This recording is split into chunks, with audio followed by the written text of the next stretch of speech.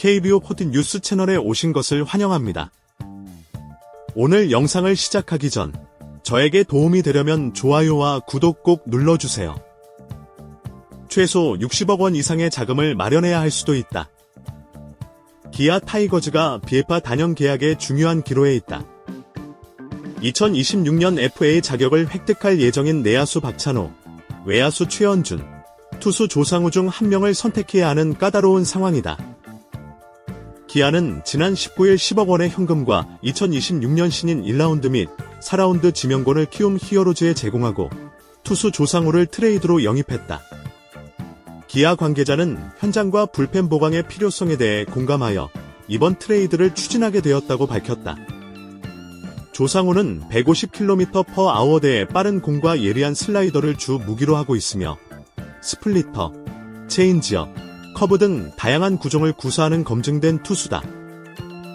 KBO 리그와 국제대회에서 필승조로 활약한 만큼 팀에 큰 도움이 될 것이라고 말했다. 조상우 영입 이후 기아는 내파 투수 임기영과 3년 총액 15억 원의 잔류 계약을 체결했다.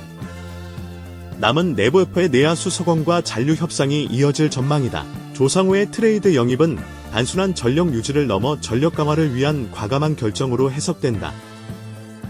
신인 지명권을 주는 대신 기아는 구단 내부적으로 2025년 V13연패를 목표로 하고 있다는 의지가 확고하다.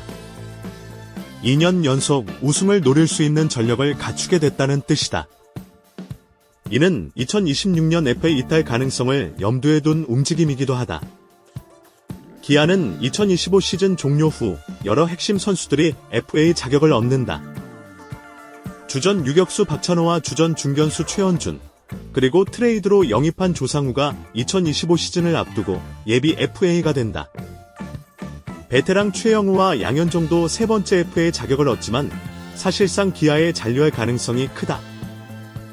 물론 기아는 선택과 집중을 할 수 있는 상황에 놓였다. 박찬호, 최원준, 조상우 중 어느 선수를 먼저 비에파의 단연 계약으로 확보할지 여부가 중요한 문제다.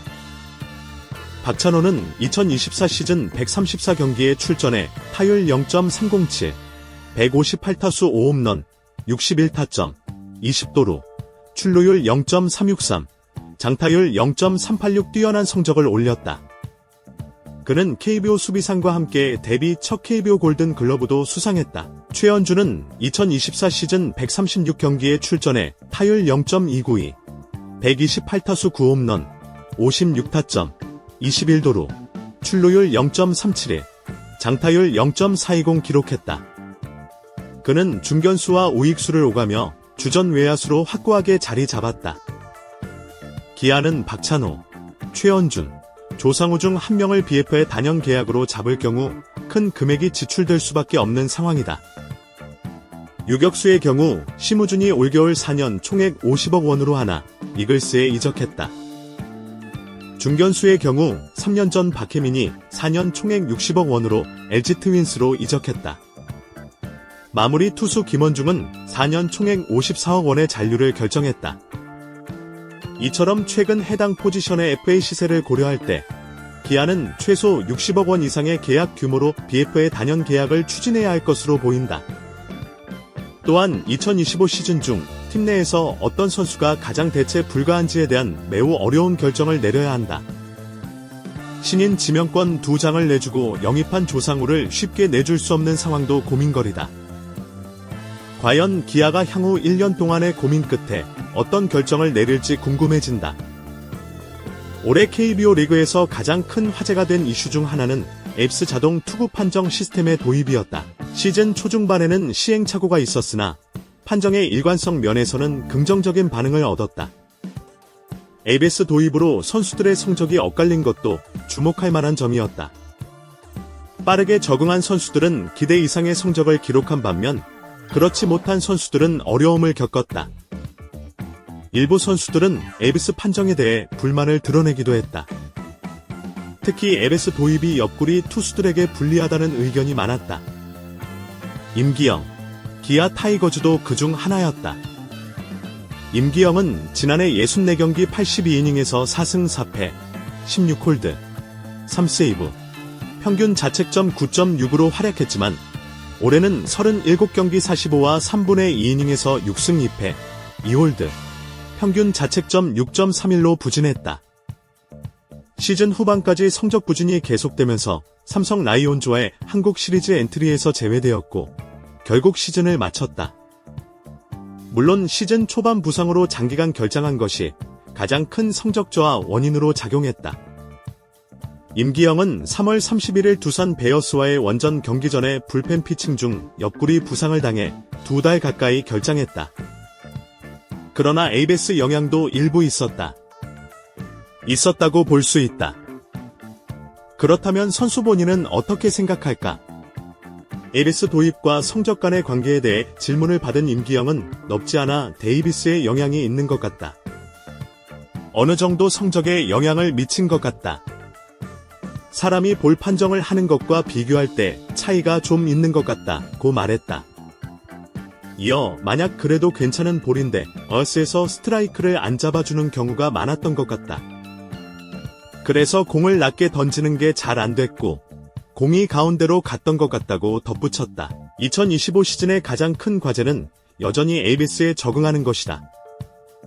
임기영은 평균 구속이 많이 낮아졌다는 기사를 봤는데 그 부분에 가장 신경 써야 할 것 같다며 또 에이비스가 조정될 예정이라 그에 맞춰 준비해야 한다고 말했다.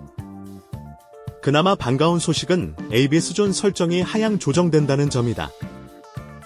한국야구위원회 KBO는 지난 4일 실행위원회가 2025 시즌부터 적용할 존 설정을 논의한 결과 상단과 하단 모두 0.6%포인트 신장, 180cm 선수 기준 약 1cm 하향 조정하여 상단 55.75%, 하단 27.04%로 결정했다고 발표했다.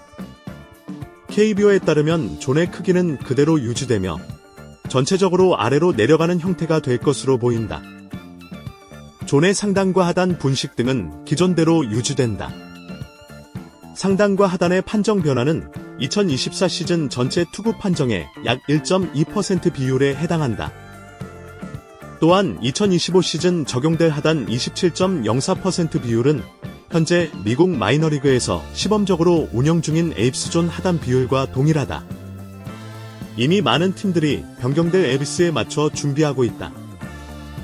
기아는 새 외국인 투수 아담 올러 영입하면서 에이비스 변화를 고려했다. 심지어 기아 단장은 내년에 스트라이크 존이 약간 낮아질 예정인데 제임스 네일의 스위퍼는 옆으로 휘어지지만 올러 슬러브는 종 모양으로 떨어지기 때문에 낮아진 존이 오히려 올러에게 더 유리할 것이라고 설명했다.